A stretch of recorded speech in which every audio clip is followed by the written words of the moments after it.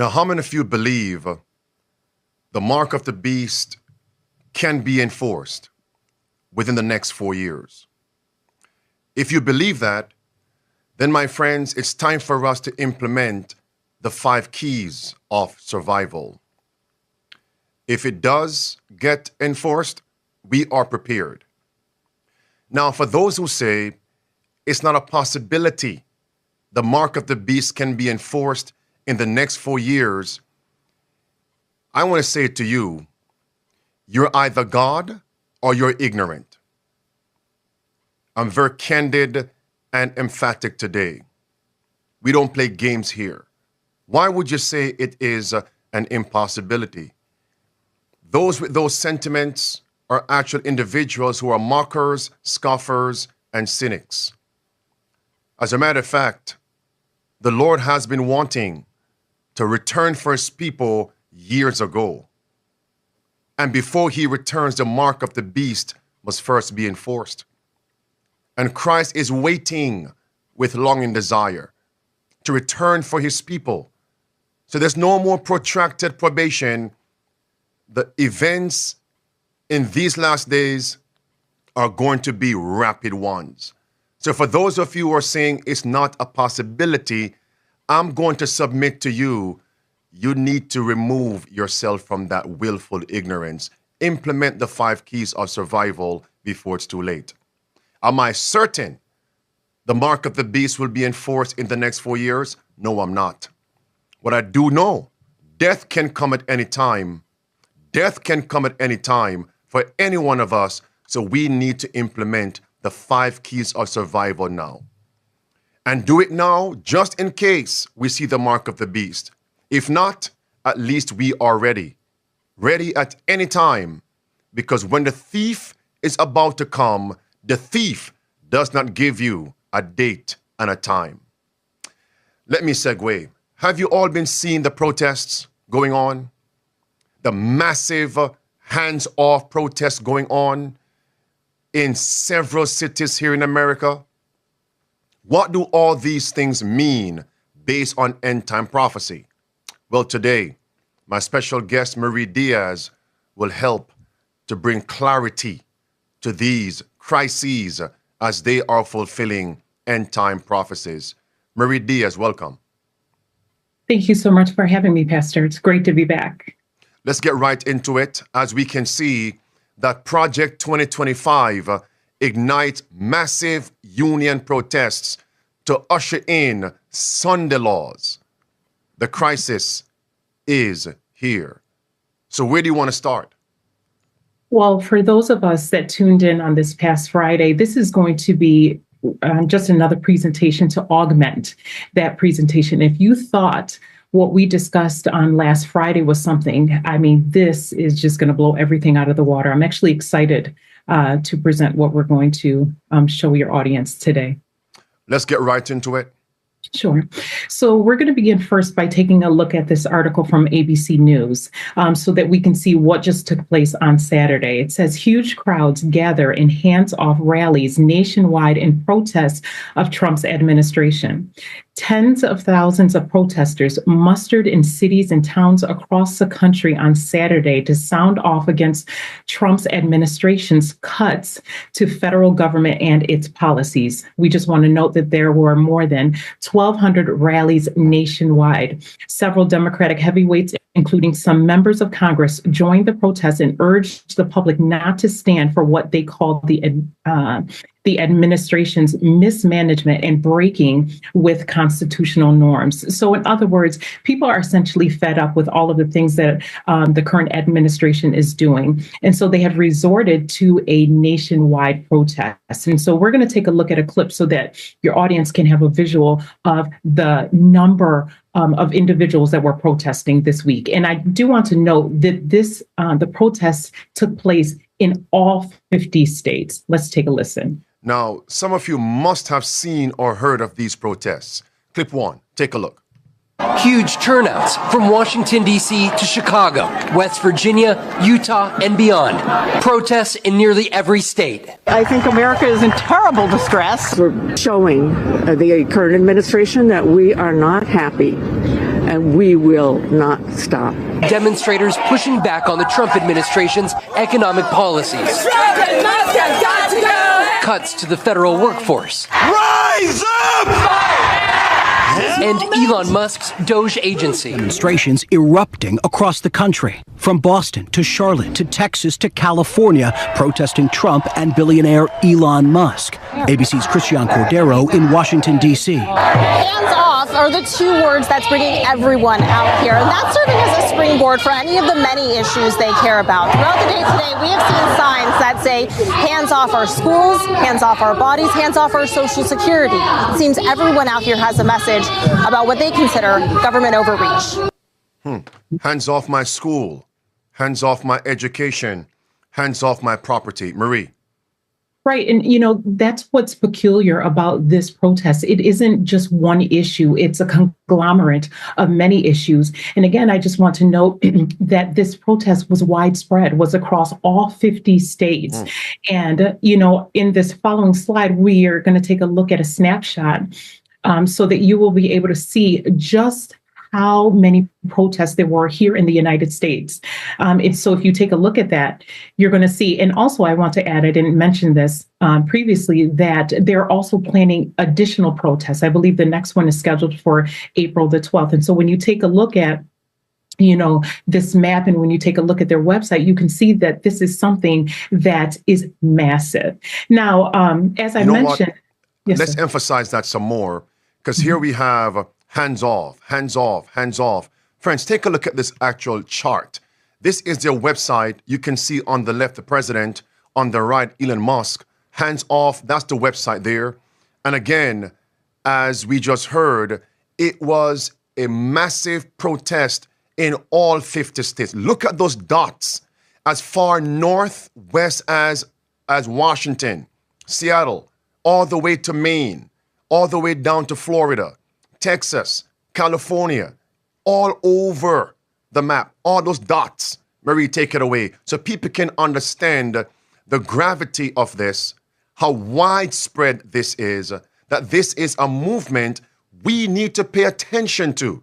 Now, did any one of us, Marie, did you receive an email inviting you to the rally? I did not. So in other words, the point I'm making here is they have a platform. And people are connected to this platform, right? And it's a possibility somebody did receive an email or a text message, join us for the Hands Off rally. A movement is on foot, but God's people are in bed, under their covers, snoring and sleeping. Marie, take it away. Right. And just as we're seeing how large and extensive this protest was here in the United States, it wasn't only here in the States, which is very interesting. I wasn't able to show this here, but there were some protests that took place in Canada. But in the following article, it's going to show that there are also protests in solidarity with Americans in Europe. So let's take a look at this next headline. It says, major anti-Trump hands-off protests erupt across Europe. Hundreds of people in European cities, including Frankfurt, Berlin, London, Lisbon, and Paris, took to the streets in solidarity with American protests, highlighting the global impacts of Trump's policies. Now, that's interesting. I think that we ought to take note to this, that the fact that the reason why they're protesting here in the United States as well as in other countries is because of the policies that President Trump has just recently implemented. And just remember that the tariffs have gone worldwide. So, we have to look at this on the grand scheme to see that what is being done, and the fact that people are upset with what has taken place is because of what President Trump is currently doing. Now, I want to focus on the tariffs later on, but let's hold that until you proceed. Marie. Sure. So now, before we head into the breaking news, with what you have put on the cover of this video, I think it's important for us to lay a foundation so that we can understand where we're going and how all of these things are interlinked. So let's take a look at this next headline that's coming from The Guardian. It says, Trump vowed to champion U.S. workers. The reality has been a relentless assault. So based on this headline, during President Trump's campaign, they made the attempt to style themselves as Trump, being a friend to the U.S. worker. However, workers and some of the unions have felt otherwise. In fact, what's interesting is that even prior to his election, he was having a conversation with Elon Musk, and he made some pretty controversial remarks. And so we're going to take a look at this headline. It says, Trump and Musk discuss firing striking workers. The UAW is now seeking an NLRB investigation. And we're going to take a listen to the clip so that you can hear it for yourself from the horse's mouth what they had to say about the striking workers. And this is where Trump referred to Elon as the great cutter. Yes. Meaning you're cut from your job. If you want to protest on the streets against our policies, go home, you're fired, you're gone. Elon Musk, the great cutter. Watch this. Listen attentively. Former President Trump and Elon Musk wrapped up their 2-hour conversation on X. The United Auto Workers Union, which endorsed Vice President Kamala Harris, announced it's filing federal labor charges against both men for advocating in that conversation for the illegal firing of striking workers, they say. Here's what the union is referring to. Well, you're the greatest cutter. I mean, I look at what you do. You walk in and you just say, you want to quit? They go on strike. I won't mention the name of the company, but they go on strike and you say, that's okay. You're all gone. You're all gone. So every one of you is gone. That's striking. It is. If you strike, you're gone. Elon Musk, the greatest cutter. Marie. So can you imagine as a union worker hearing this from the president, right? Well, he at that particular time, he wasn't the president, but now is the president, right? And we're going to see some of the changes that he is making during his administration is directly affecting the workers. And so obviously this didn't sit very well with the union workers. And just the idea that a union worker, who is exercising their right to be able to protest, to strike, right? And they're being told by, I just want to note, Elon Musk is a billionaire, that we're just going to cut you from your job. Obviously, like I said, didn't sit very well with the workers. And so now we're going to take this a step further and we're going to see what President Trump has done more recently that is angering the labor union. So let's take a look at this next article here. It says Trump puts America first with federal collective bargaining ban. President Donald Trump just ended collective bargaining in much of the federal government. The president's order signed Thursday prohibits collective bargaining with the labor unions at well over a dozen federal departments and agencies.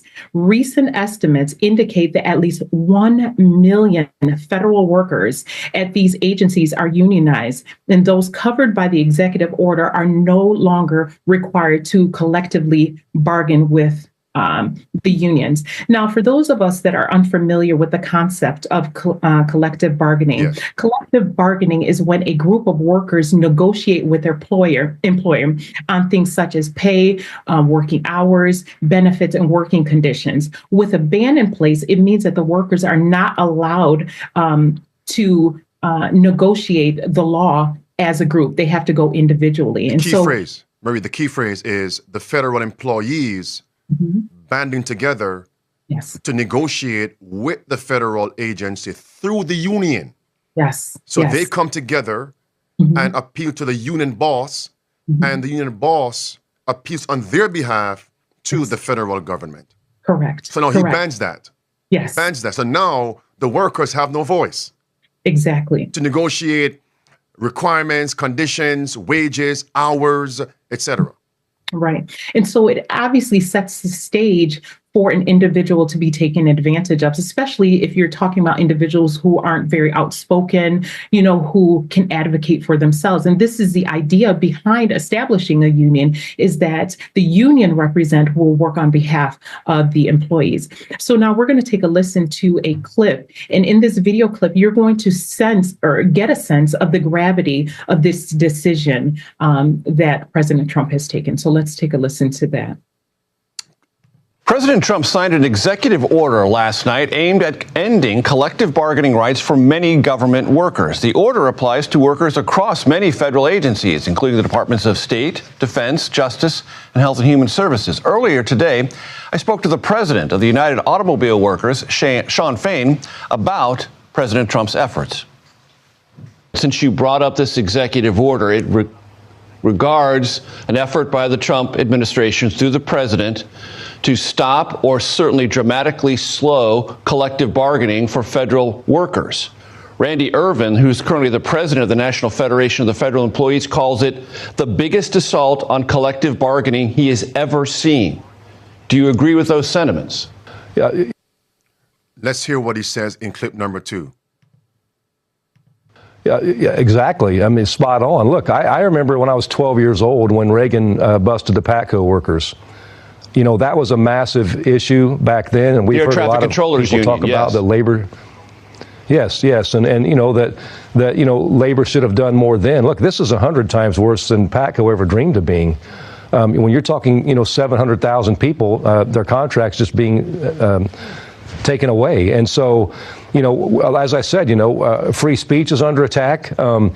Unions are under attack. You look at the changes to the NLRB. You look at the situation with the Department of Labor, Department of Education, you know, Veterans Affairs. I mean, why are all these things under attack? Medicare, Social Security. It's because, you know, billionaires want more tax cuts for themselves. And that it's been proven time and again, that's not what works for America. That's not good for the American people. The working class people in America, they want their fair share. So here we see a crisis being ensued to financially oppress the working class, and they're now rising up. Marie.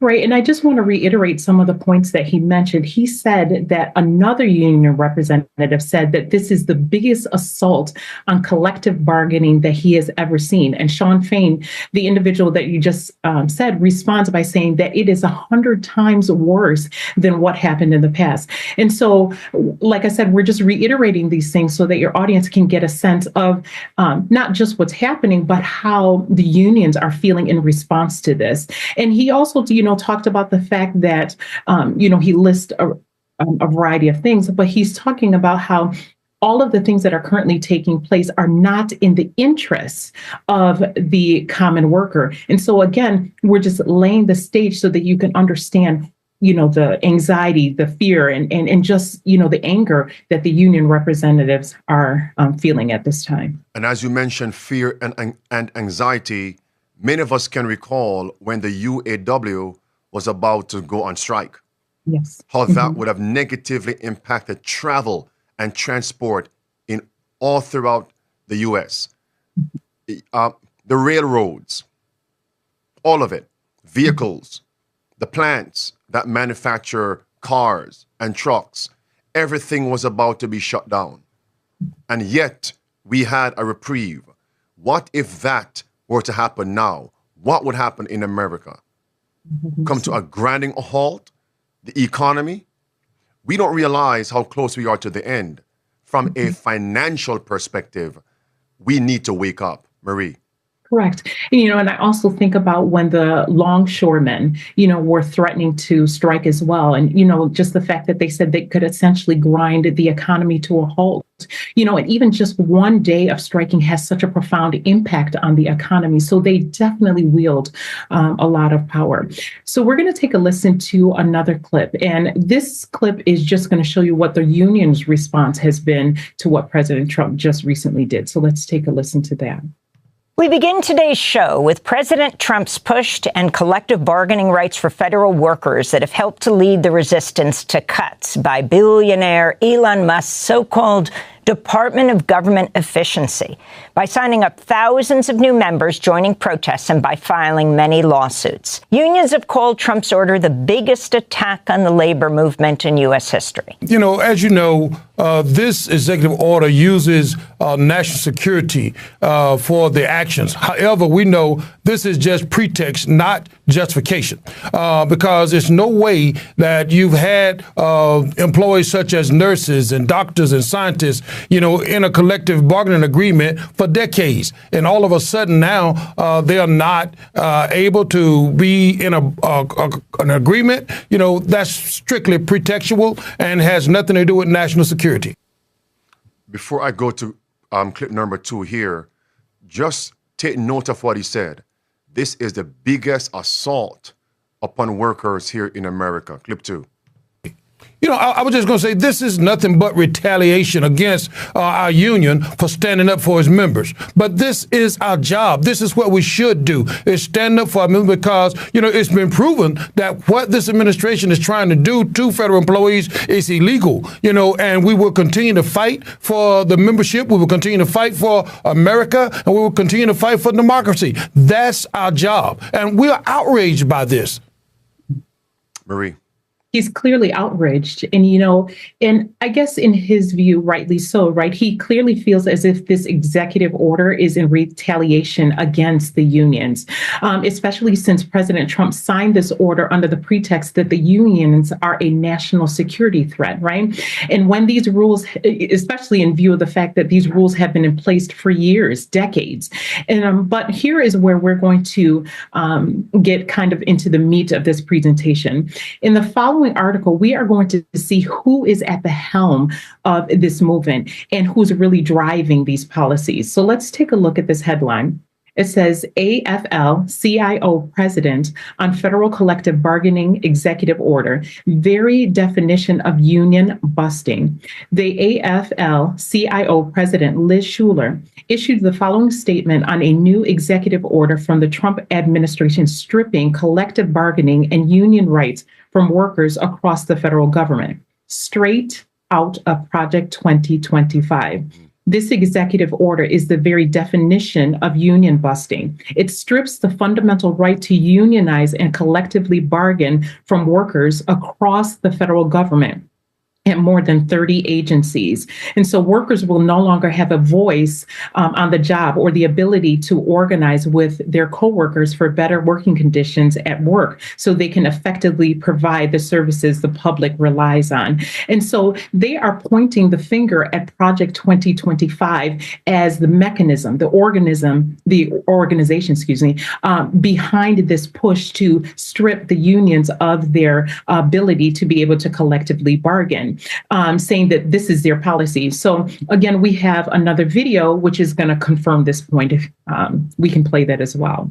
So it seems as if that proverb, all roads lead to Rome, right. All roads lead to Project 2025? Yes. And is that what we're seeing and hearing, Marie? Yes, sir. Here's a clip.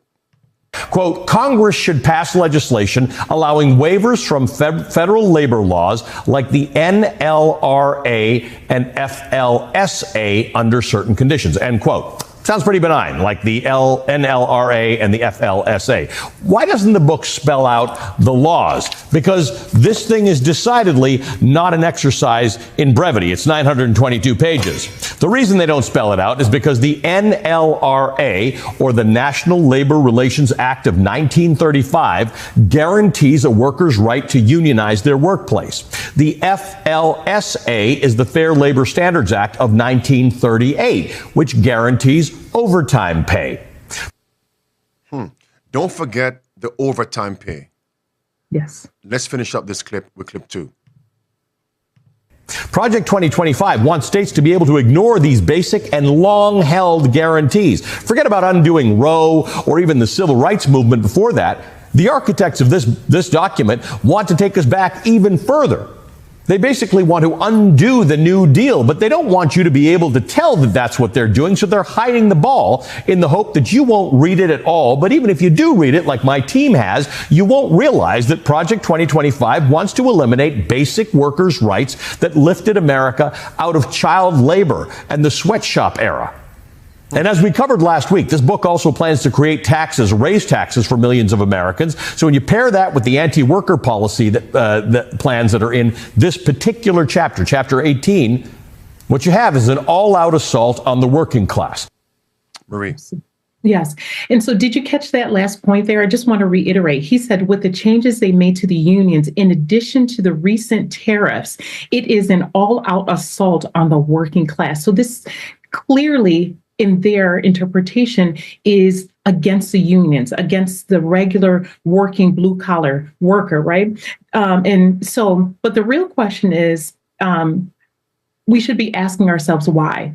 Why are they making such significant changes to the labor laws that specifically affect the union workers? And why now? That's a question I think that we should discuss, and we'll get into that a little bit further.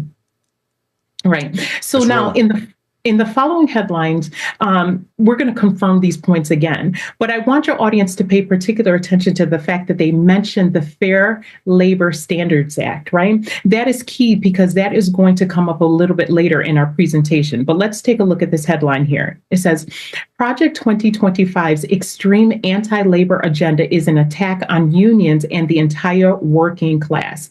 The initiative's policy book, Mandate for Leadership, is an attempt to roll back New Deal era working class victories by allowing state level exemptions from the National Labor Relations Act and the Fair Labor Standards Act, and by creating non-union employee involvement organizations to undermine unions' negotiating power. So we're going to take a listen to another clip where various lawmakers and union representatives are going to affirm that Project 2025 is the one that's pulling the strings behind the scenes. So let's take a listen to that.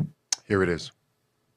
It gets rid of overtime. It gets rid of all sorts of protections for organizing and the rights of association. That 900-page document should scare the hell out of anybody who works for a living. Telling the average American worker and family, you're on your own. That is who he is and Project 2025 are catering to, not the American people. You're the greatest cutter. I mean, I look at what you do. You walk in and you just say, you want to quit? They go on strike. I won't mention the name of the company, but they go on strike and you say, that's okay, you're all gone.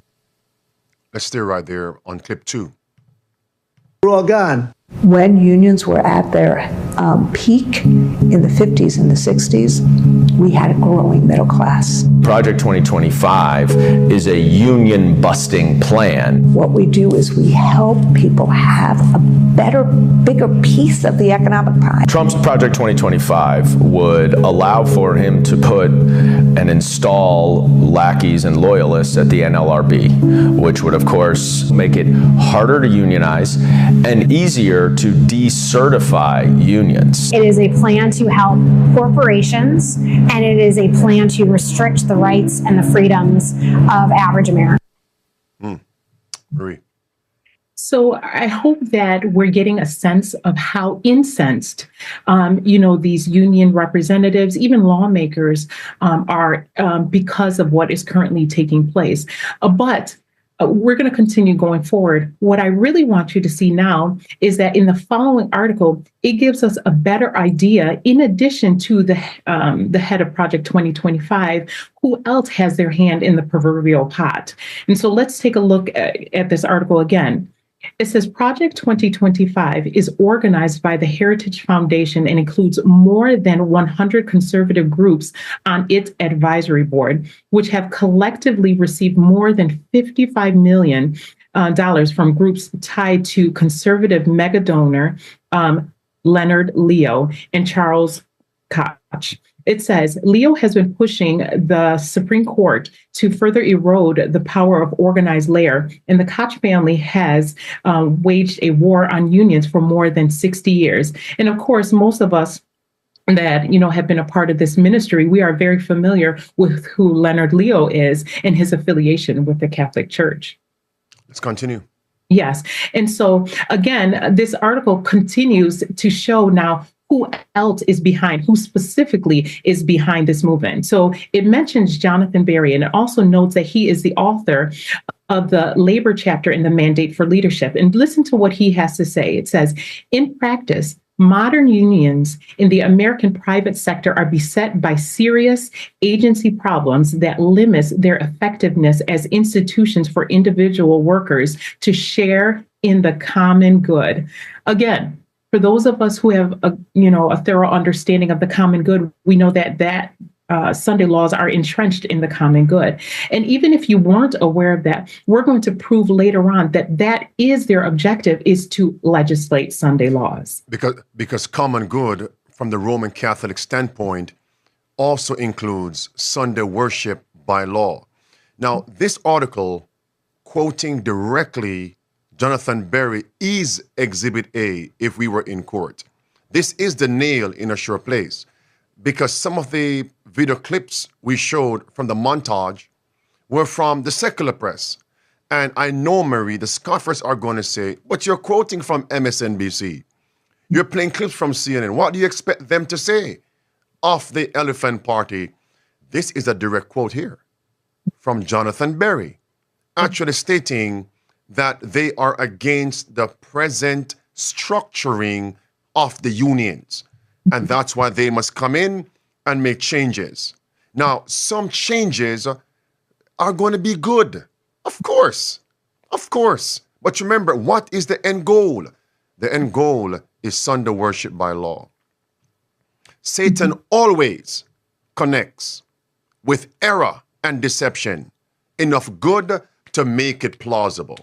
Enough good to be consumed and accepted without knowing danger is in the pot. Here it is. Unions need to mount a militant response. Marie. Mercy, right? That is unbelievable. And so again, you're going to see with what intensity and the language, the rhetoric that they're using, when it comes to defeating what President Trump is planning. It says unions need to mount a militant response to Trump's assault. Too many unions have responded to Donald Trump's historic attack on federal workers with little more than words. To beat back anti-union assault, organized labor needs to break with decades of timidity. Let's continue with the next article, which we had referred to earlier. It says, to every single American who cares about the fundamental freedom of all workers, now is the time to be even louder. The labor movement is not about to let Trump, an unelected billionaire, destroy what we fought for generations to build. We will fight this outrageous attack on our members with every fiber of our collective being. Mercy. Are you hearing this? And I just want us to pause for a minute here, because, this current administration has ticked so many prophetic boxes, and I think that we should kind of name some of these things, and perhaps your audience can help us as well. This administration is currently openly advocating for the union of church and state, right? He has opened a White House faith office. He is also following the Project 2025's blueprint, so much so that they have already established over 40% implemented, I should say, over 40% of their policies. And mind you, this is the same Mandate for Leadership book that also talks about legislating a Sunday law. And now he's stirring up the labor unions. We have to know. I don't know if I forgot to mention anything else. Of course, Pastor, you just recently talked about the fact that there are many news media outlets who have referred to him as a new Constantine, right? And we're also not to forget to mention the fact that he is establishing a platform for stable coins, and which in turn is a digital dollar. I could go on and on. I don't know. Did I miss anything else? He's doing so many things. The signs are ominous. They're clear for those who want to see them. And again, people are going to debate. Well, since I support the donkey party, let me debate the right, who are for the elephant party. And these individuals who are in parties will begin to have strife among themselves. We are not here on this platform to support either donkey party or elephant party. We are not for unions, nor are we against unions. What we're showing people is the end goal. What is the trajectory of this movement? The end result is Sunday worship by law. That's what we must focus on. Marie, carry on. Yes. Thank you for mentioning that, because often we hear people say, or there's comments, as if we're pro one party or the other. We're simply highlighting the prophetic implications. So I thank you for pointing that out. So now we're going to backtrack and we're going to go back to what we were originally discussing when we began this presentation so that you can see how this relates to the protest. So let's take a look at this following headline. It says, event alert. Join us in saying hands off our unions. On April 5th, workers are joining with our allies and community members across the country to tell President Trump and Elon Musk, hands off our unions. On Friday, the Trump administration took its most blatantly anti-worker, anti-union action yet, an executive order stripping the right to organize with hundreds of thousands of federal workers. This is union busting, plain and simple, and we won't stand for it. This Saturday, America's unions are coming together with allies of labor at hundreds of events all across the country to send a message. And of course, they say hands off our unions and contracts. So brothers and sisters, the signs literally are screaming at us. And of course, for those of us who know what the spirit of prophecy tells us about labor unions, we have to know that this is somehow intimately related. The article continues. It says, it's clear that their executive order is punishment for unions that are leading the fight against the administration's illegal actions in court and in the streets in a blatant attempt to silence us. So, Pastor, this could very well be the movement, as I mentioned, that was prophesied, that is going to bring to view that labor crisis that's going to lead into that mark of the beast crisis. So whatever policy the Trump administration with Kevin Roberts, Jonathan Berry, and Leonard Leo want to push on the American people, they have to first weaken the resistance. That's what they're doing, weakening the resistance. Let's take that playbook and apply it for the last days. When they enforce their tyrannical laws, even Sunday worship by law, would there be a protest from God's people as we begin to present the everlasting gospel, even given the loud cry? Yes. So what must they now do? Weaken the resistance. Put laws in place wherein we cannot protest. We cannot be successful in this resistance against tyrannical policies. Now, again, in the last days, it won't only be the right. It's left and right uniting to come against God's people. You think about this. If they now can repudiate your federal freedom, let's put federal aside. If they can repudiate the right for the people to assemble and to redress government policies which are inimical to their rights, you cannot assemble, and if you do protest, you're gone, you're fired. What's going to happen in the last days? We can't assemble either. We cannot protest either against the policies from church and state when the mark of the beast is enforced. So the signs are here, very clear for those who want to see it. And that's why we're told in Inspiration that every principle of our Constitution will be repudiated. Hands off. Now look at the spin off from this. Hands off my property, they're saying in the protest. Hands off my Medicare and Social Security. Hands off my job and employment. Very, very soon, we need to say, hands off my Sabbath. Hands off God's Sabbath. Hands off God's Sabbath.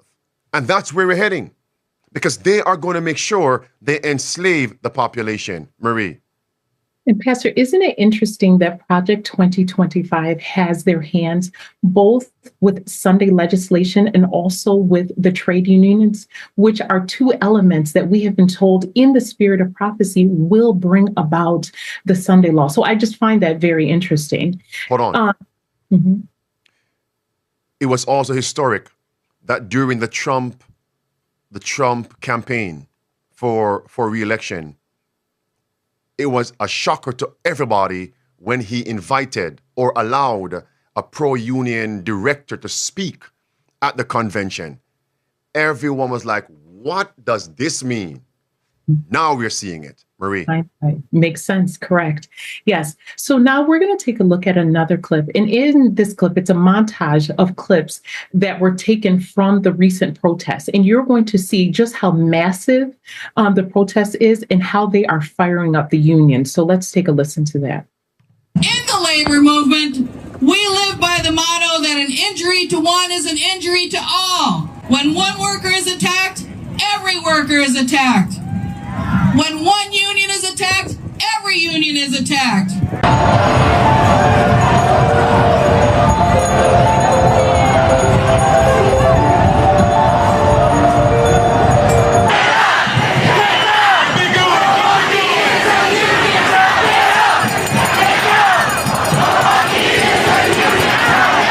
Well, I'm up here today next to workers who are the human face of what is going on. The people who make our lives better, who serve our communities, and whose lives have been turned upside down by this administration. We will not be silenced. We will not bow down. We'll stand up and say, hands off our union. Hands off my Sabbath. That's coming next. Marie. Chills, right? I mean, this would be different if it were localized, if it were on a small scale, but this was nationwide and it's also spreading to other countries. I mean, when I was looking into this research, it's eerily reminiscent of Occupy Wall Street. Do you remember that a few years ago? Yes. And so again, remember that was about, the common worker. And of course, this leads my mind to, the book Education, page 228, paragraph 2, and so again, we're just seeing that. I want to reiterate this point that the protest that is currently taking place involves a lot of interests that have to do with the regular everyday American, and they're all coming together. We're talking about union rights. We're talking about abortion, immigration rights, the tariffs, the inflation that people are already feeling, the dismantling of the government, LGBTQ rights. I mean, the list goes on and on. I mean, you could just make up a reason just because you may not like this current administration. People will jump into this just to protest. And remember, there's a spirit that's involved with rioting and protesting, and you can see how it's enveloping and how it's developing into something that could, like I said, potentially lead to the final crisis. Now, let's emphasize that point. Occupy Wall Street, several years ago, dissipated, and now we're seeing a repetition. Let's take a look at the natural to make known the spiritual and the prophetic. Think about waves. Water, waves in the ocean. At some point, the waves come and it recedes, moves toward shore, flows right back. But sometimes there are crises that lead to, in nature, that leads to the waters, the waves going beyond their boundaries, beyond the shoreline, destroying property, destroying businesses, homes, and lives. It happens. So one day, very, very soon, these riots and protests that flow in and flow out, dissipate, it comes back. One of these days, one of these protests will lead right into the mark of the beast crisis. How do we know which one? How do we know which one?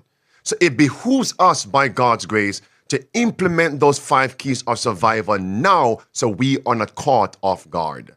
Marie. And, also with that same analogy, Pastor, we also have to know that with waves too, you can discern the difference too with how far the wave is going back and how big it is. Occupy Wall Street was, here in America. This, like I said, and I'm going to continue to reiterate this movement has gone beyond the United States into other countries. Remember, the tariffs are affecting all nations.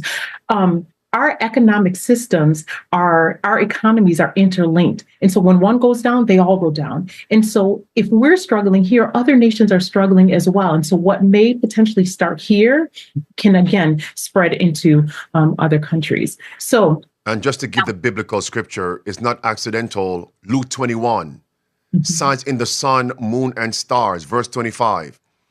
Men's hearts But before that, it says, distress of nations with perplexity. Here it is now. The seas and the waves are roaring. Men's hearts failing them for fear. Signs of the last days. Then you will see the second coming of Christ. Luke 21, verse 25 through verse 27. Why sea and waves roaring points to people. Chapter 17, verse 15 of Revelation. The sea and waves are also literal. Sun, moon, and stars, literal. Signs of the last days. And the seas and the waves are roaring. The people are crying out. Signs of the last days. You know, and yes, we're going to transition here.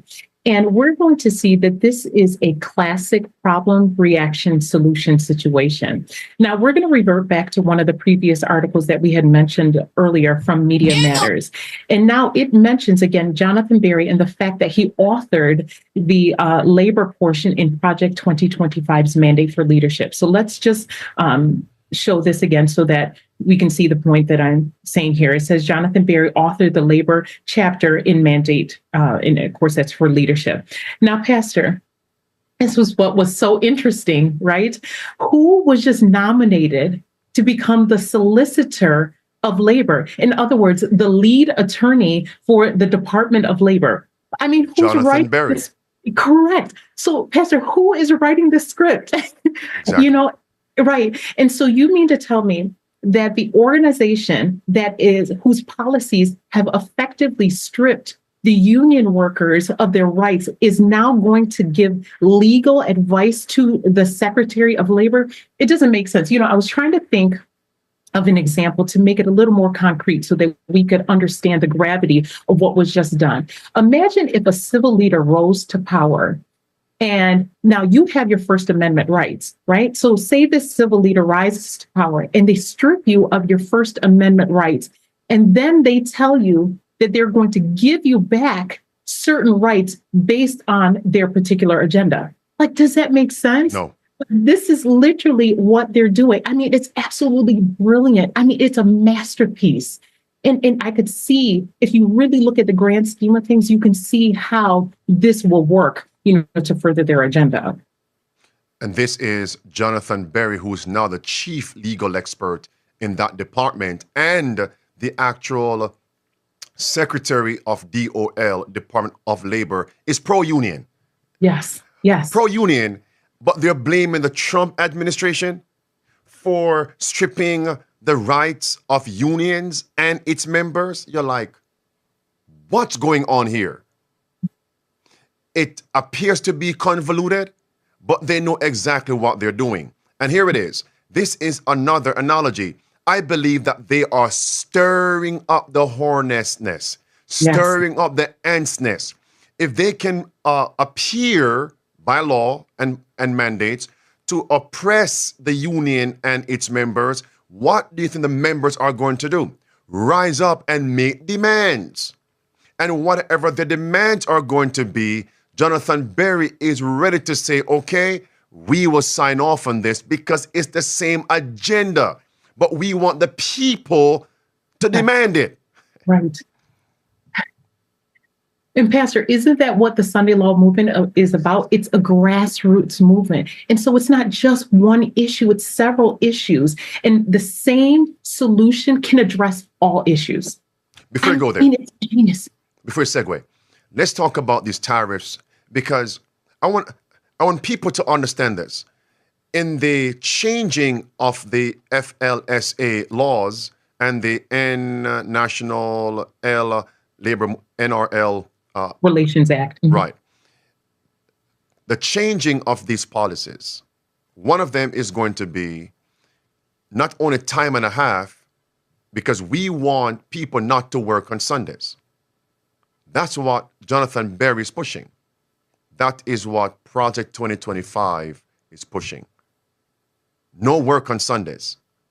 One way they'll get that done, imagine them saying to the companies, if you want workers to work on Sunday, I want you all to pay time and a half. Well, that's already there. I mean, if you come in beyond your 40 hours on weekends is time and a half. What if they say time and a half, we are going to increase that? So for example, if a worker works 1 hour and it's $10 per hour, comes in on Sunday, it's now 10 plus 5, $15 per hour on Sunday. What if they make that number much higher? So much so that the companies, the bosses can't afford it. What's going to happen? No work on Sundays. Correct. What Correct. if they say, for example, worker works $10 per hour. If you want your workers to come in on Sunday, it's $10 plus 20. So now it's $30 an hour. By the way, it's 10 plus 30, $40 an hour. What's going to happen now? The companies won't be able to afford that over time. And now they get their Sunday rest, Sunday worship by law, just through money. And if you say, well, that will never take place, watch this now. What has Trump done with tariffs? This man slapped at least 10% tariffs on all countries. All. Some countries is 30%. Some is 50%. Jamaica just received 10%. A country in the Caribbean, I forgot the name of it, it's 38%. Other first world countries, 50%. What's going to happen? They can import goods as they used to. Now, on one side, many are going to say, well, in defense of Trump administration, now we can buy local. We can manufacture local. It's going to build up the local economy. That's true. But what is the end goal? Well, what is the deception in that? What is it? Now they are going to, now it's easier now to control the economy locally. You have to go along with their policies. And it's much easier for the mark of the beast to be enforced because they control the economy. Marie. You know, Pastor, I was thinking about another quote from the Spirit of Prophecy, you know, on that point where you're talking about how they are going to manipulate, right? And to force people to not keep their businesses open on Sunday, right? Because they're going to, isn't there a quotation where she talks about fines and inducements, you know, to keep some, so it's clearly related to this Sabbath crisis. You can see the handprint all over this movement. It's unbelievable. That's page 607. Mm-hmm. Page 607 in the book Great Controversy. They will be threatened with fines, imprisonment, and some will be offered positions of influence and other rewards and advantages as inducements, that's your word, as inducements to renounce their faith. Mm. It's and coming. You know, yes. It's in one of the clips that we're going to play, Jonathan Berry actually uses the word induce. It's like God is telling us this is the movement. I believe it's that first clip where he's at Moments of Truth. I'm sure we're going to get to that as well. So again, over and over, you know, Project 2025 is proving to be very much in line with prophetic events. I wonder if they say to professed Sabbath-keeping people, if you work on Saturday, not if you work on Sunday now, your boss must pay you whatever per hour times 3 per hour. $10 per hour. Now you're getting 40 per hour if you work on Sunday. Boss men say no work on Sunday. Now they say, well, if you work on Saturday, it's 10 plus 3. I wonder how many Sabbath keepers are going to be like Judas Iscariot. Help us. Finish it. Selling out God, his truth, his Sabbath, just to get a higher paycheck. That day's upon us. Marie, take it away. Well, we're going to confirm the points that we just discussed. And in this following article, it proves that Jonathan Berry was just nominated as a solicitor of labor. And just so that you have an idea of what this position entails, it says President Trump nominated Jonathan Berry as a solicitor of labor at the Department of Labor. If confirmed, Berry will be the chief legal officer at the Department of Labor and have the independent authority to initiate lawsuits to enforce more than 180 federal laws, including that law we just discussed, the Fair Labor Standards Act. And of course, it goes on to mention that he was the author of the Project 2025 Mandates for Leadership portion in their book. And so, here is where we're going to transition so that your audience can have a better understanding as to why it was necessary for them to do what they did, why it was necessary for them to ban collective bargaining, and why they're also stirring up, in particular, the unions here at this point. So let's take a listen to this first clip of Jonathan Berry. And if I'm not mistaken, I believe this is the clip where he talks about inducements. If it's not this one, it'll be the next one of this clip. Here it is. One of the interesting proposals that you've laid out in Project 2025 handbook from Heritage is stuff around the Sabbath. Mm-hmm. What are some of the ideas that you have there? Yes. So this is. It sounds controversial. Mm-hmm. In many respects, it is a return to something that basically always everyone ever had. Mm-hmm. And it's specifically the idea of encouraging Sabbath rest through discouraging commerce on the Sabbath. The proposal that's in our book is amending the basic federal overtime law, Fair Labor Standards Act, to require that overtime be paid for all work done on the Sabbath. And Marie, that's the point there.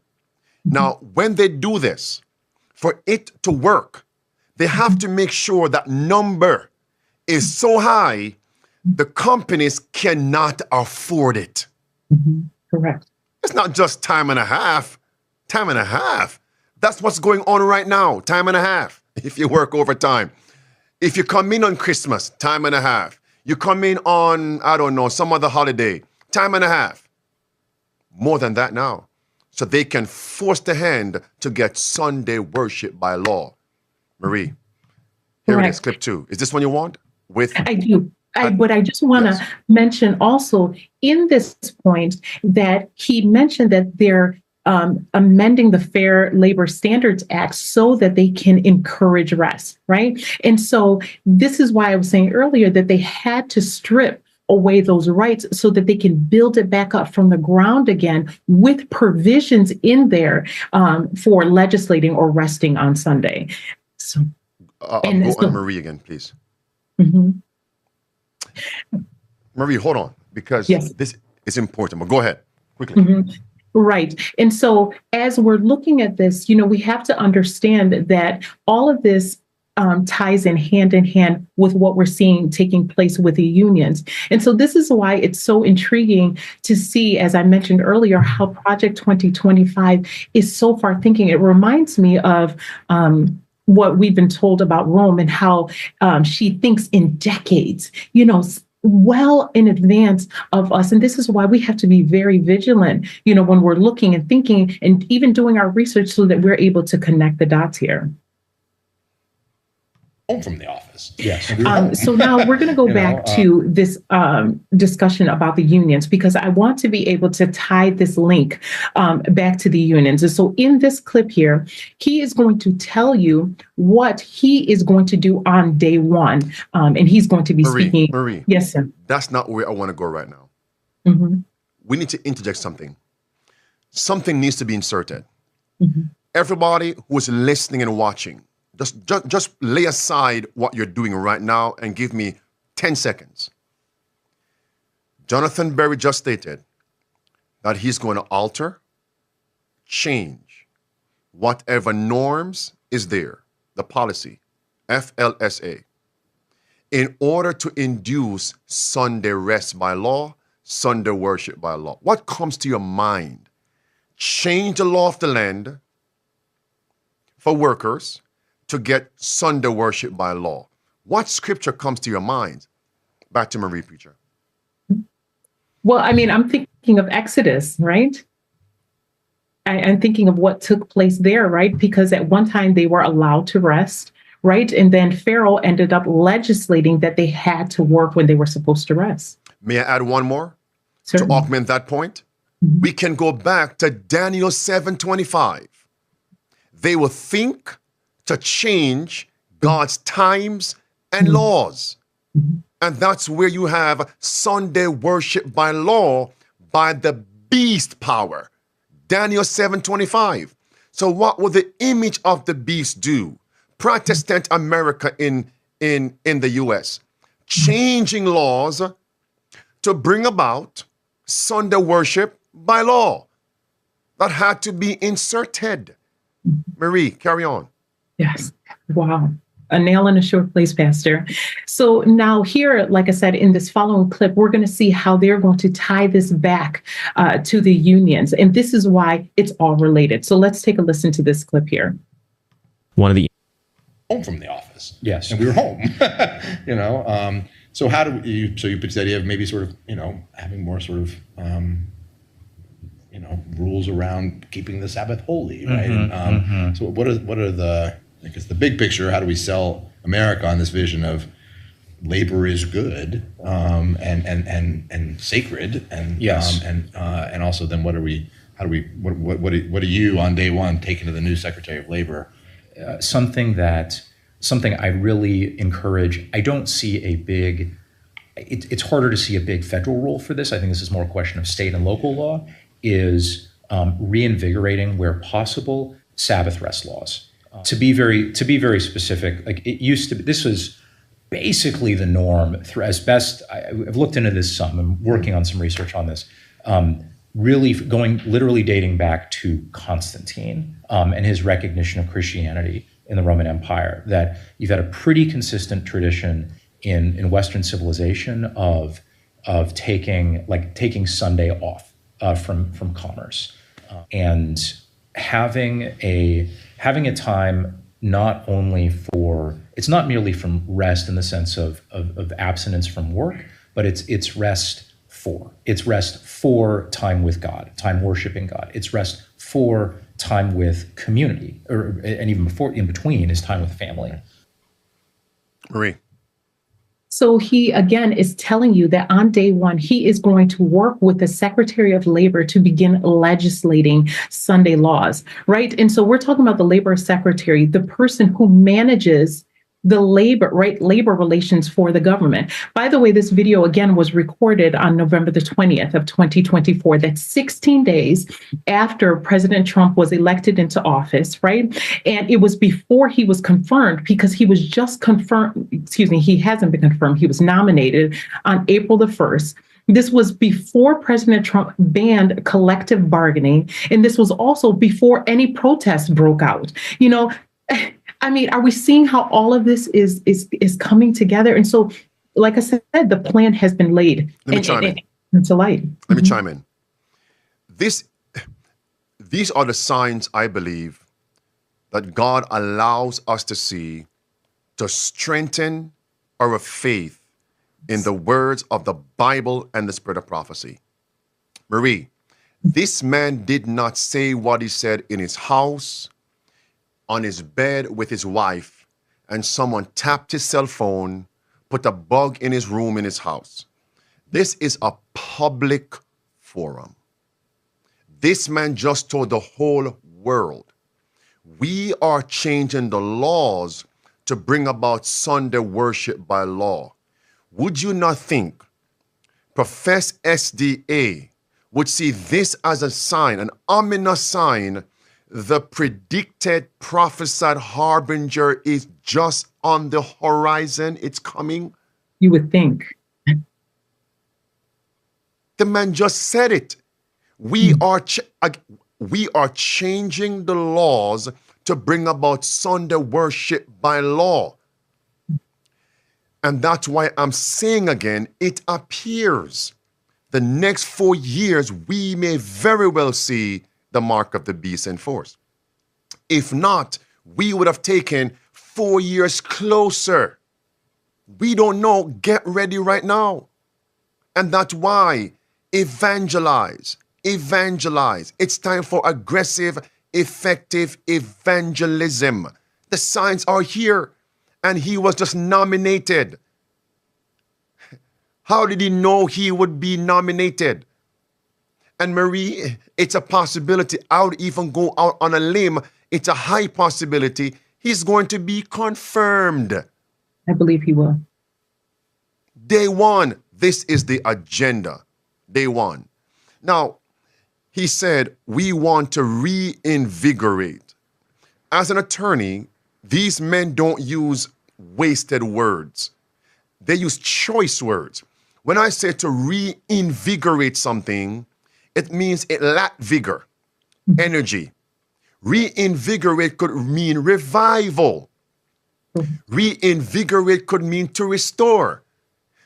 And in the context of reinvigorating Sabbath laws, to implement Sunday worship by law, that would be the healing of a deadly wound.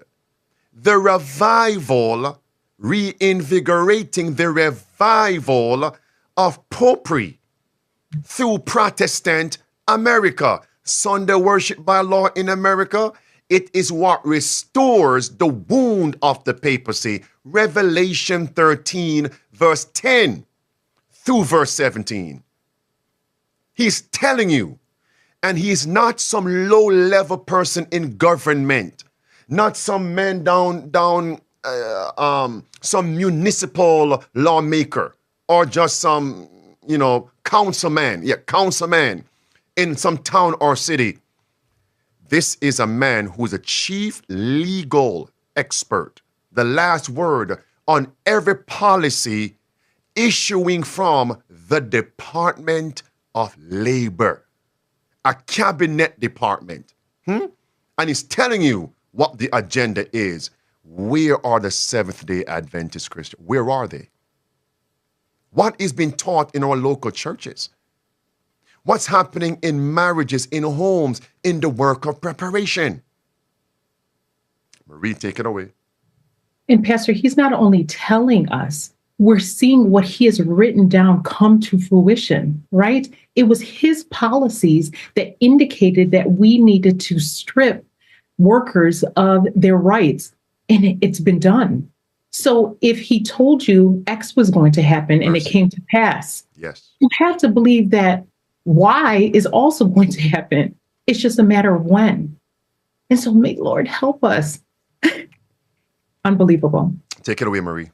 Yes. So now we're just going to confirm who President Trump has confirmed as his labor secretary. And of course, we touched on this on Friday, and so we won't delve deep into this, but he chose Lori Chavez DeRaymer. And it says that Trump's pro-union pick for labor secretary. And of course, we're mentioning the fact that she's pro-union. And again, hindsight, this makes complete sense. We just discussed this on Friday about how this is not something that's typical of a Republican administration. Generally speaking, Democrats are the ones that, embrace unions. And on the Republican sides, they're for businesses. And so, again, hindsight, when you see all of the pieces together, you can see why this makes sense. And think about it, Pastor, back to what you talked about, how they're ruffling the feathers of the hornet's nest, the labor unions, right? They're ruffling their nests. Now imagine they can say, listen, somebody who is a proponent for labor unions is in office. She has a track record in Congress of advocating for labor. I mean, I hope that we can see this. Okay, let me say it. So in one administration, one office, one cabinet position, she joins left and right. Yes, correct. One cabinet secretary unites the left party, donkey party, with the elephant party. It's clear. Continue. Mm-hmm. So we're just going to take a listen to a clip here so that you can see it for yourself that she really is, in fact, pro-union. Marie, before I play that clip, you said something earlier, and that is the Republicans are pro-business. Mm-hmm. May I give a statement on that? Mm-hmm. On one more perspective? Sure. Based on what we're covering today, are they really pro-business, mm-hmm, or are they really pro-church? Think about that. Because what Jonathan Berry is proposing is now demanding of businesses to rest on Sunday. If they were pro-business and business say, we want to open on Sunday, they would say, whatever the businesses want, allow them to do it. No, we want business. We'll force businesses to rest on Sunday. Do you see it now? So because again, is the church above state? The merchants are made rich by the church. I was just going to mention that. Yeah. Revelation 18. Mercy. Verse 2, verse 3. Babylon. The merchants are made rich by her. So they aren't pro-business, they're pro-Babylon. Take it away now, Marie. Help us. Yes, we're going to play that clip of Central Oregon's previous U.S. Congresswoman Lori Chavez-DeRemer, Donald Trump's nomination for Labor Secretary, testified before the Senate Help Committee today. Chavez-DeRemer discussed her past support of the PRO Act, pro-union legislation that allows all workers to freely unionize. It's been strongly opposed by several Senate Republicans. Chavez-DeRemer said the bill was imperfect and emphasized that Congress has to work together on labor laws. We got reaction from local unions. If confirmed, my job will be to implement President Trump's policy vision, and my guiding principle will be President Trump's guiding principle, ensuring a level playing field for businesses, unions, and most importantly, the American worker. I don't think she can. Marie. Right. So you can clearly see that she has a track record, with the labor unions. And we're just going to touch and go on the next articles. Again, we covered this on Friday, this past Friday. If you want to go back to that video, you can take a look at that. But in this following article, you can see that even the unions have endorsed her. This article this is from the New Yorker, and this mentions the Teamsters and how, they say that she is the exact type of champion for the American worker that Republicans should get behind if they are serious about becoming the working class party. So it just goes to show, everything is in place. And in the following article, this shows another union also has endorsed her. And I just want to make note of the fact that this is the AFL, the CIO, that is making these remarks, how they should talk about her record of being a pro-union Congress lawmaker, rather. And what's interesting about this as well is the fact that, Pastor, this was the same union. If hopefully your audience remembers, when I showed that montage of clips where you saw the union workers, the very first clip of the woman that was speaking, she represents this union. And so can you imagine this labor secretary going back to that very union that is upset and say, hey, listen, I'm for you, let's work together. Now, mind you, she already has Jonathan Berry in her ear telling her what she should be doing, and they're negotiating with the labor unions. Like I said, it's clear. It's clear. If you want to see it, it's clear. So in this final clip, we're going to show two clips. And in this final clip, we're going to see how Jonathan Berry, once they've established their work on the federal level, we're going to see that the work is going to be handed down to the states so that they can begin legislating Sunday laws. And remember that marriage was the first twin in the two institutions. And we saw the counterfeit, right, of the same-sex union and how it was legislated on the state level and then became a federal law across the land. And so we're seeing how the second twin is following in the same footsteps. So let's take a listen to the first of two clips. Interesting. Yes. Yeah. So I don't think I don't think Congress has the authority to mandate like a national closing on the Sabbath. That was always a state decision to do that. But let me add, it was always a state decision to do that. They did it. and yeah, I'm not saying this practice was uniform, homogenous, whatever, but very, very widely spread, and only recently in the last few decades have most states moved away from this. So this is, I think this is about as far as the federal government could properly go in this space, but it would be an encouragement and inducement to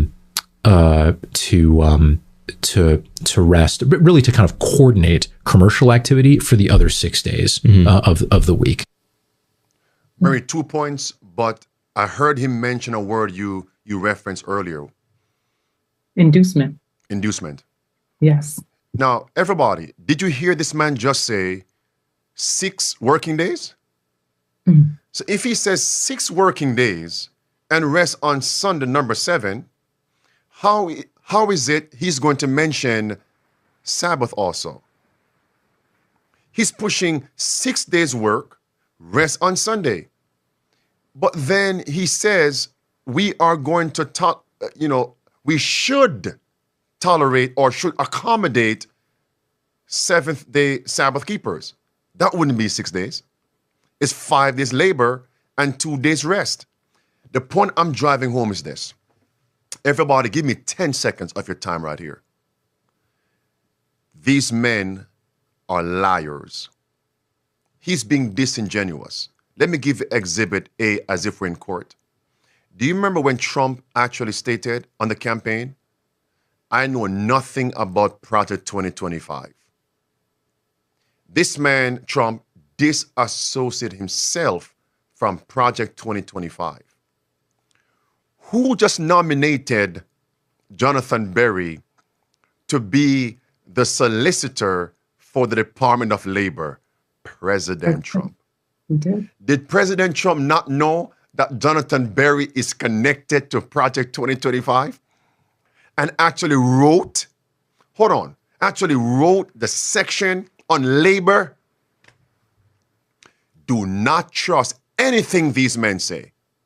The only thing you must listen to is what they tell you is coming and their track record. They say X will come to pass, X has come to pass. They say Y will come to pass, Y has come to pass. So when they say Z, Sunday law, Alpha and Omega, Z will come to pass, you better believe it. Here it is, clip 2. When should states use this? Now, notice when he says Sunday, how he's going to sprinkle in Sabbath, should. When it's for Sunday, he speaks boldly, assertively, and aggressively. But when he's going to allow for Sabbath, it's a passing point. Watch carefully. Listen and watch. When should states use this power to check corporate power? This is where prudential judgment has to come in. I don't have bright line rules to give you here, but I want to lay out some guideposts, some categories of state actions that are likelier to be prudent applications of state power to balance corporate power. And another one in the collective action space that I'm fond of, call it the Chick-fil-A rule, would be to revive Sunday closing laws and carve out a space under which commerce does not intrude. Very well settled that this is within a state's authority to do. And I would add, with accommodation, should be included for Saturday Sabbatarians as well. And may I add, should. But when for Sunday, it's must. But for Sabbath, should. Come on, my friends. Understand, he is an attorney. When attorneys are drafting up letters to support you, defend you in the court, they know exactly the choice words to use. They only say Sabbath accommodation now just for them to implement their laws undetected, with less resistance. And once they hold position completely, they will outlaw and nullify freedom of worship for all seventh-day Sabbath-keeping individuals.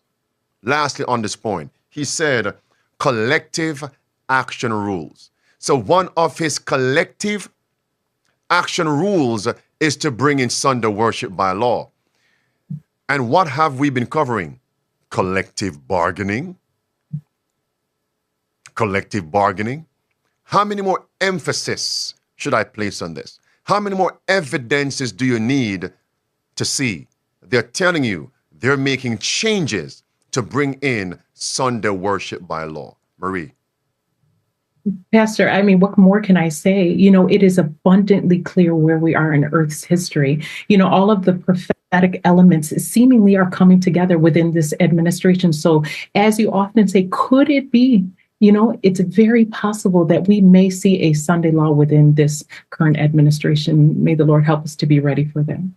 Any closing words for us, Marie? I just wanted to add one more biblical application. This past Sabbath, you did an in-depth study in the evening, to prove where we are in history so that we could understand where we're headed. And I think that's important for us as well, so that we can see where all of these things are tending, so we know exactly where we are. And this past Friday, we discussed how there were 3 separate accounts in the Bible that a labor crisis was brought to view. And of course, we referenced Exodus. We also, with the children of Israel in Egypt, we talked about how the people united in Matthew chapter 27 to crucify Jesus. We also referenced James chapter 5, which brought a labor crisis to view in the last days. And of course, we know that the spirit of prophecy also tells us in Maranatha, page 182, paragraph 2, that that the labor unions are going to assist in bringing a labor crisis. Of course, she says the trade unions will be one of the agencies that will bring upon this earth a time of trouble such as has not been since the world began.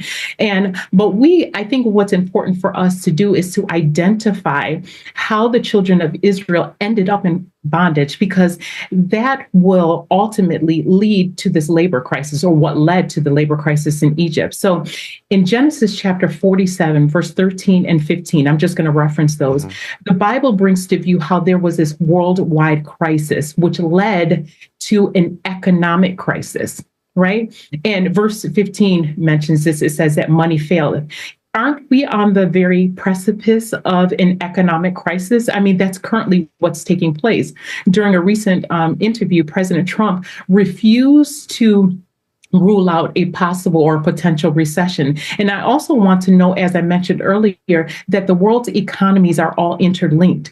And you see how he's introduced these tariffs that have gone around the world. And so again, we're seeing how this could potentially push us, if not into a depression, it could most certainly push us into a recession. So when the economy collapsed back in Joseph's day, remember, it was then that the Egyptians sold themselves into slavery. And when that happened, the Egyptians sold their tangible assets to the government. So you can say that there was some sort of wealth transfer. It's also worth noting that Joseph represents a religious entity, right? Because he was the one who united with the state.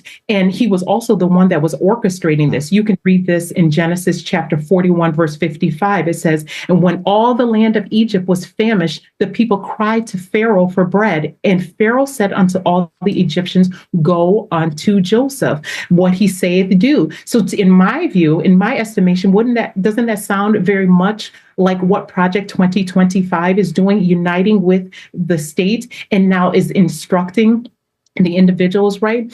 And so, and of course, that's proxy for the papacy, right? Because it's the papacy behind Project 2025 that's pulling the strings. And of course, to end this, we know the rest of the story. Once the Egyptians sold themselves into slavery, it opened up the door for the children of Israel who came to live in Goshen, right, during the famine, to end up in this labor crisis under the new Pharaoh. And so I personally believe that we are on the very verge, like I said, of an economic crisis. And remember, once this happens, it's going to disrupt everyone's lives, right? And they're already protesting. They're already upset about what he is currently doing. Can you imagine? It would spark, this, like I said, labor crisis. And remember, we're also told that a Sunday law will be introduced, right, to restore temporal prosperity. So in my own estimation, I believe this is where we are. And so, brothers and sisters, if we know that this is where we are, we have to see that this is where it's going. But praise God that the labor crisis didn't end there, right? It ended up with an exodus, with us leaving, right? They went into the wilderness. We have to go into the wilderness as well, right? Into country living. And thereafter, we'll enter into the Canaan land. I'm looking forward to that. I can see the gleams of the golden morning. Well said. My closing point is going to surround the coming time of trouble. And the coming time of trouble in the last days is likened unto Jacob's time of trouble. That's all throughout Scripture. Daniel 12, verse 1. Jeremiah chapter 30, verse 5 through verse 8. Jacob's time of trouble. All faces are turned into paleness. It's as if men are having children. That's Jeremiah 30. And Paul writes in the New Testament, 1 Thessalonians chapter 5, when they shall say peace and safety, then sudden destruction cometh upon them as travail upon a woman with child, and they shall not escape. Jacob's time of trouble. Do we know, or do we recall, that before Jacob met Esau, that there's actually a labor crisis? And Jacob didn't have the authority to bargain, to negotiate with Laban. I want to read that verse for you. In Genesis chapter 31, verse 7, just quickly, verse 7. This is chapter 31, don't forget that, of Genesis, verse 7. And your father, Jacob speaking, and your father, that's Laban, and Laban have deceived me and changed my wages 10 times. What's happening here? This is financial oppression. This is a wage, a labor conflict. Look at verse 41. Just when Jacob is about to leave Laban's house, verse 41. Thus have I been 20 years in your house, Laban. I served thee 14 years for thy 2 daughters, 6 years for thy cattle, and thou hast changed my wages 10 times, except the God of my father has sustained me. A labor crisis. Laban, we can say the employer. Jacob, the employee. A labor crisis. That was chapter 31 of Genesis. What happens now in Genesis 32? It's God saying, now head on home, Jacob. And then he heard Esau with a band of men are coming. Time of trouble. And Jacob began now to wrestle all night with God in prayer. Am I converted? I will not let you go until you bless me. What is your name? Jacob. You shall no more be called Jacob, but Israel. A name change, conversion to meet the crisis. So as we see the labor challenges, we know what time it is. And one of these will bring us into that Sunday law crisis. I'm not sure, as I close, I'm not sure, sister. Yes. Thank you. Amen. You know, last point here, Marie, the shocking thing is you have the Elephant Party joining with Labor, and people are wondering, what's the end goal? Well, the Elephant Party is promoting Sunday worship by law. So would it not naturally make sense to unite with Labor? 6 days labor, rest on Sunday. The signs are here. They're ominous. No more calls for now. They're ominous. The signs are here. And as I mentioned, Dr. Ben Carson, a professed SDA, what is he thinking? What is he thinking? He was so bold on the campaign trail with President Trump, promoting Project 2025. There's actually an actual article stating he is an author of a section in Project 2025. What would he say now? When all these evidences are presented before him, you are a part of a movement to change laws to promote Sunday worship by law. Would that not prosecute your own people and persecute your own people? What do you have to say now, being a part of such a movement and promoting it? You're on record saying 10 commandments into public schools. Or 10. I wonder what he would say right now. He's eerily silent as of late. But he can run around and speak about health, quote unquote health. But the real issue, the crux of the matter, silence, silence, silence. God told us, as he told Adam and Eve, stay clear of the tree of knowledge of good and evil. Great Controversy, page 587. They may promote things which are in harmony with the Bible, but God's people cannot unite with them because they will enact laws, sunder law, to persecute God's people. Great Controversy, page 587. We cannot unite with them. And he has united with them. What would he say now? And the other leaders linked to this tyrannical movement. Marie, thank you again. Let's pray. Father in heaven, we're thankful today for midday power surge and what we have covered. May we make use of what we're receiving. May we find ourselves like Jacob, wrestling not against you, but wrestling with you. We have so many prayer requests that we desire to be answered by you. And like Jacob, we're saying today, Lord, we will not let you go until you bless us. And I pray your people will take heed to those words. While the world is saying, hands off, hands off, hands off, you said something similar to Jacob. Let me go, for the day breaketh. Hands off, Jacob, the day breaketh. Genesis 32, verse 26. But Jacob said, I will not let you go. Not hands off, hands on. Not hands off. Lord, we say today, hands on. Clinging to you, for you are our hope, sustenance, our Jehovah Jireh, our provider, our Savior. Bless your people, all those who made the sacrifice to join us today, and those who will join us hereafter. Bring us back at the appointed time, and may we remember we have nothing to fear for the future, except we shall forget how you have led us, your teachings in our past history. May we cling to our Ebenezers to give us strength in these last days.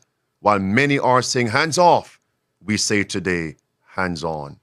We thank you for hearing us. We thank you for answering, is our prayer. In the name of Jesus Christ, amen. Marie, thank you again for joining us. Thank you, Pastor, for having me. Beloved, by God's grace, I'll see you on tomorrow at 12 noon Eastern for Midday Power Surge. God bless.